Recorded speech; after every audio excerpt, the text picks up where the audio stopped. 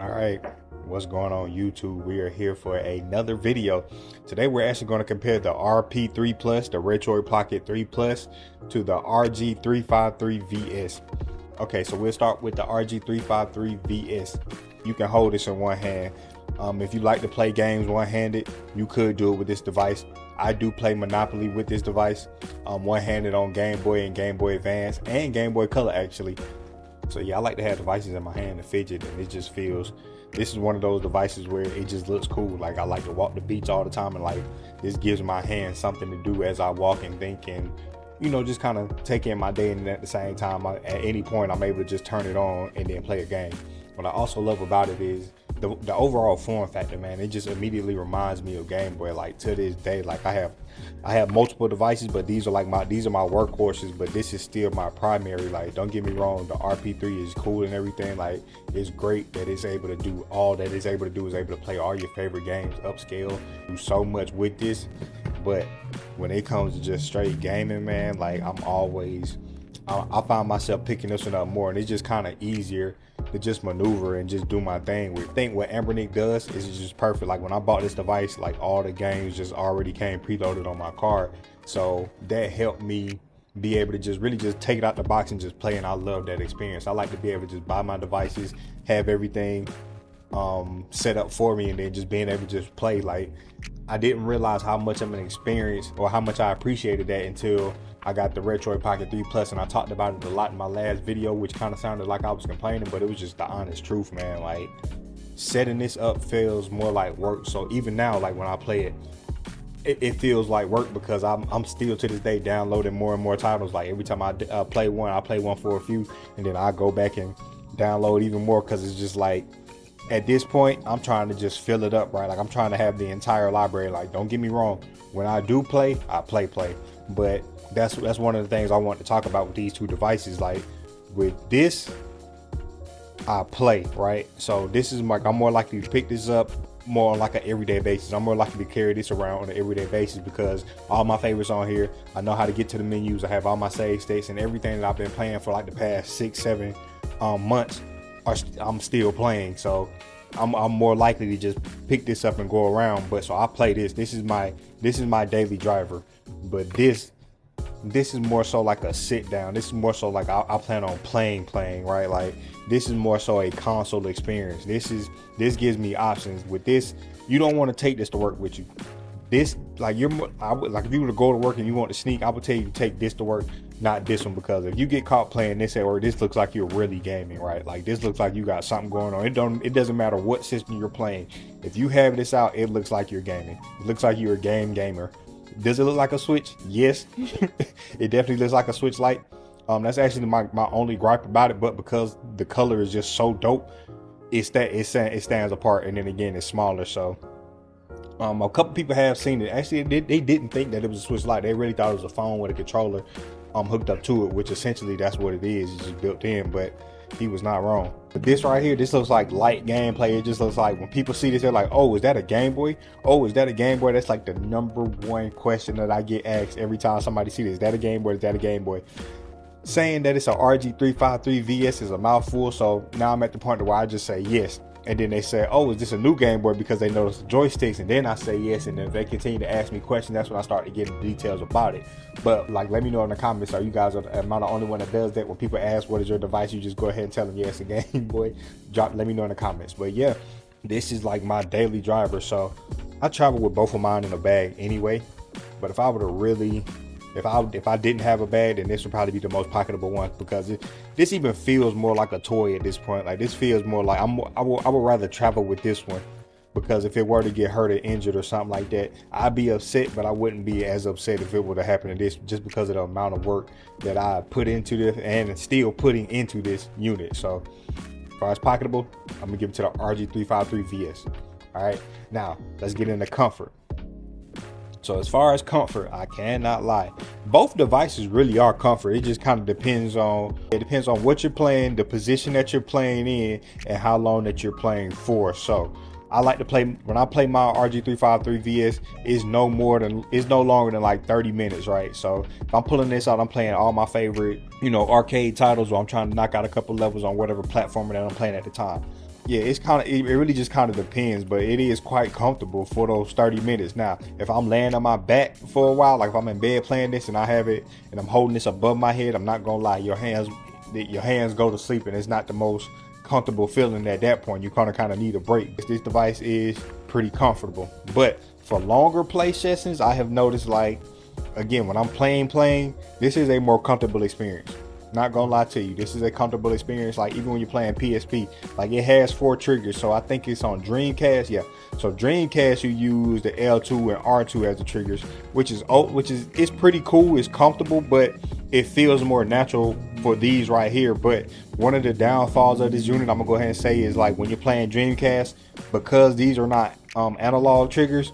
If you're playing any game that's analog based, you're gonna struggle on that, because when I was playing 2K, but you guys will have to align the arrows, and it's impossible to do with this trigger set. So the RG353 is comfortable for about 30 minutes or so, and the Retroid Pocket 3 Plus, I'm gonna say I ended up playing this for about 2 hours maybe straight before getting up and really taking a break for it. So as far as comfortable, the most comfortable handheld, the most comfortable unit of the two, I'm gonna give it to the RP3 Plus. As far as the coolest looking device, that's gonna be a hard one, because looking at these together, I'd pick up both of them. Like, to be honest with you, like if I was in the store, mom took me to the store, she was like, both of these released at the same time, not knowing anything about them, but just walking in and seeing it and said, hey, pick one.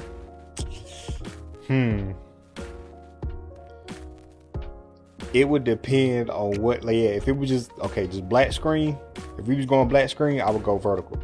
Depending on what game they were advertising at the time, that would also play a major difference. But again, just going off comfort, form factor, I would probably go this one.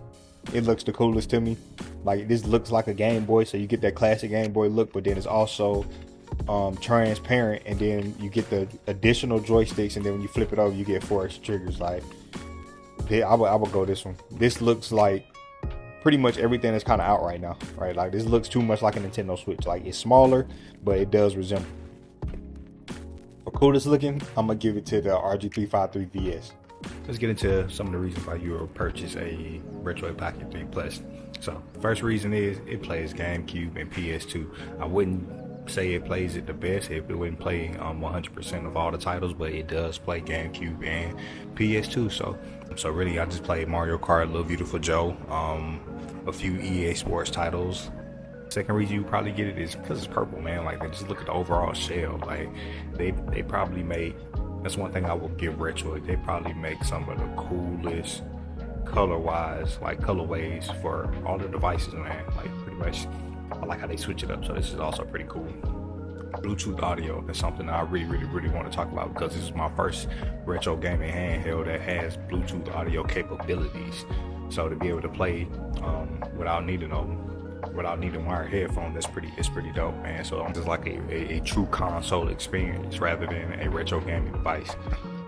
Another reason why you would purchase the RP3 Plus is for the upscaling, right? So the HD gameplay, being able to play some of your favorite PSP, Dreamcast, Nintendo 64, Super Nintendo, whatever, upscaled. It looks like it's pretty much like playing brand new games, right? Like, everything looks like a complete remake done for 2023. So that's actually probably the #1 reason why you would buy this, is strictly for your upscaling. And then lastly, with this unit right here, this is actually, I would use this for longer play sessions. So anything for like an hour plus, I'm gonna probably pick this up. So for my PSP gameplay, I'm playing a lot of this. Yeah, for longer gameplay sessions, this is probably one of the best devices to use. It's probably the closest to a handheld console experience that you would get, as far as, being able to play modern games as well as Android games as well as retro games. And it's also pretty cheap. Like, I paid it's less than $200, so everything that it's capable of doing for that price point, I think is actually really great. So let's get into the reasons why you would pick the VS. One, it's the overall vertical form factor, man. Like, I still feel like this is the best looking really, I feel like this is the best looking retro handheld period, right? Because the vertical form factor gives it that nostalgic Game Boy look, but then it also has your analog sticks and your triggers, which give it that modern day look and feel. So if you did want to play like some Android games or any type of first person shooter, you have a few extra buttons to play around with. So another reason you want to get this is if you ordered this unit from Amazon, if you ordered the VS from Amazon, it comes with all the games. So you won't have to configure anything, you don't have to modify any emulators, you don't have to set any controls. Like, everything just works straight out of the box. Imagine growing up in the 80s and 90s when we had Sega and Super Nintendo, to be able to have that entire thing in your pocket without needing all the cords and everything, having a decent display, and then being able to broadcast it over multiple different TVs. Like, this is for sure definitely the Game Boy of the future. So essentially this could be your all-in-one gaming unit. If you had a Bluetooth controller, you could hook this up to a TV and then get the entire family and friends together for a nice little gaming session, man. So I feel like this is the true portable retro gaming experience. Like, the fact that it fits in one hand, the fact that you're able to play it with one hand, and then also, you know, it's just travel friendly, it's pocket size, and it just looks cool. Being able to place this anywhere is just an amazing unit. Like, I can't speak any higher of this unit. It just has like that wow factor. Like, I know I spoke on it on the last video, but it just has that wow factor. Like, just being able to look at it, and it just draws a lot of attention. So, and overall, just for like $119 total, like for less than 150 bucks, to be able to get something like this and then actually get legit decent gameplay out of it, can't lose, man. This is $184 off of Amazon. If you order it straight from Retroid, it's listed at $150, but by the time you pay for shipping, because you know they are going to ship from China, by the time you go through shipping and everything, it's going to be $180 anyways. It's not a bad unit. Is it worth that $184? Absolutely. If this were to break or something happened to it, would I pay for it again? Honestly, I would say no, just because I know how much work it's going to take to put everything back on there. So this would be one of those units where it's either I ride with this forever, or if it breaks, it's just the end of it, because there's absolutely no way I would go through that. And it's not like I'm actually still putting games on here, and it's been like a month now. So yeah, but if this were to break, VS were to break or something, like I would head straight to Amazon and order another one immediately, because I know it's not going to take much to get everything back up and running, because literally everything just works straight out of the box. So just keep that in mind. One of the most underrated features about this device is really just the fact that you're able to record your gameplay. So what I like to do is I went to the Google Play Store and I downloaded an app called X-Recorder. I know the one that's built in, they have one, but it only allows you to record like 15 to 30 seconds. But the X-Recorder app, it doesn't have a limit, and it doesn't have a watermark in it either. So what I like to do is when I start up a game, like let's say I go to Retroid, the games that I've been playing a lot lately, to be honest with you, is just a lot of PSP. What you want to do is you pull up your favorite game. In this case, we'll pull up NBA Ballers. And then let's say you wanted to stream or pretend like you were streaming, or just put out some more footage with your or you want to start a gaming channel with your retro device. You just come over here, you click this little icon. After you get everything set up, you click this little orange icon, if you can hit it, and then you just hit the record button up top. It'll give you a quick countdown. Yeah, so you see 3, 2, 1, and then it just automatically starts recording, and then it's just kind of out of the way.